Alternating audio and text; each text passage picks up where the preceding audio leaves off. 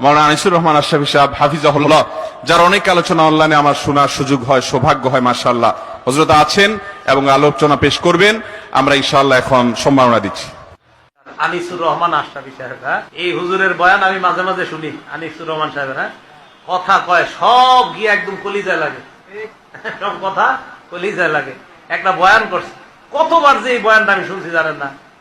এই যে একটা বয়ান আছে দেখবেন যে তুমি আজকে কার জন্য কি করলা, বড় বড় বিল্ডিং করলা, পাইলিং করলা, তুমি মরে যাইবা, সব শেষ। এটা জানেন না, এত হিট করছে এই বয়ান, দিলে হিট করে। কি কইল উনি বলতেছে যে আমার বাবা নাই, দাদা নাই, দাদি নাই, কেউ নাই, কিচ্ছু নাই, মিয়া আমিও থাকবো না। ওনাদের বয়ান আমি মাঝে মাঝে চিন্তা করি, আল্লামা মুস্তাকুর নবী সাহেব, আমাদের মাওলানা আনিসুর রহমান আশরাফী সাহেব আমারে খুব মহব্বত করে, ওনারা খুব মহব্বত করে। হুজুর আনিসুর রহমান আশরাফী সাহেব দেখবেন কোন সুর সার কিচ্ছু নাই, কথা গিয়া সুর লাগে দিলে, একদম হিট করে। কি আজীব এক আমলি মানুষ তো, আমলি মানুষ তো যা কয় তাই ভালো লাগে। আমলি মানুষ দেখবেন যা কইব এটাই ভালো লাগে। আপনারা যদি একটা থাবরও দেয় আমলি মানুষ, জি হুজুর মারেন আমারে মারেন, তাও ভালো লাগবে। যাই হোক, আমলি মানুষদের কাছে বেশি বেশি যাবেন, যারা আমল করে তাদের কাছে খুব বেশি যাবেন। দুনিয়া বড় স্বার্থপর, দুনিয়া কাউরে জায়গা দেয় না, দুনিয়া কাউরে জায়গা দেয়। এত মজবুত পাইলিং করে যে বিল্ডিং বানাইলাম, দুনিয়া তারে থাকতে দেয় না। যা বেটা যা, যা তুই লাথি দিয়া বাড়ি, যা কবরে যা, কবরে যা। দুনিয়া কাউরে থাকতে দেয়। দুনিয়া কত ক্ষমতা ধরকে মাটির নিচে ফেলায় দিছে, দুনিয়া কত সম্পদ আলাকে মাটির নিচে ফেলে দিছে, দুনিয়া কত সুন্দরী নারীকে মাটির নিচে ফেলায় দিছে, মাটির সাথে রেজা রেজা করে ফেলছে। আজ আর চেহারা নাই, আজ আর রূপ নাই, আজ আর যৌবন নাই, আজ আর ক্ষমতা নাই।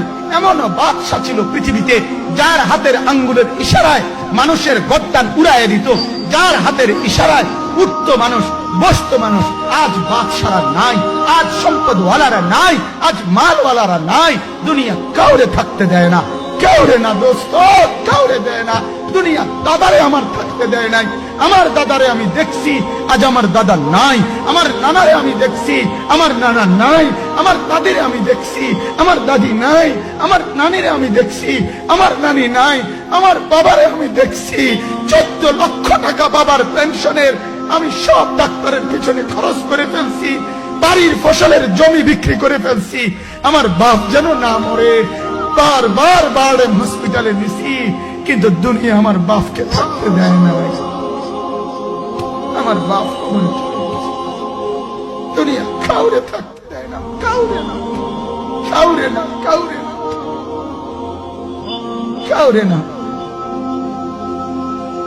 আমার বাপ দুনিয়া কাউরে থাকতে দেয় না। তুমি থাকবা না, তুমি থাকবা না। দুনিয়ার ধোকায় পড়ো না বাপ, দুনিয়ার ধোকায় পড়ো না। মাকে বুঝা, আজ মারা বেসামাল হয়ে গেছে, আজ বোনেরা বেসামাল হয়ে গেছে, বেপর্দার উৎসব তুলে দিছে। এটা যেন আল্লাহর সাথে যুদ্ধ করছে। আল্লাহ করোনা না, তুমি আরো কিছু দাও, আমরা বেপরদিগি ছাড়বো না।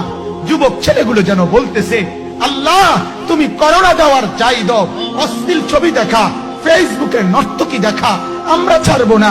দেখি তুমি কি করতে পারো, তুমি যা করার করো।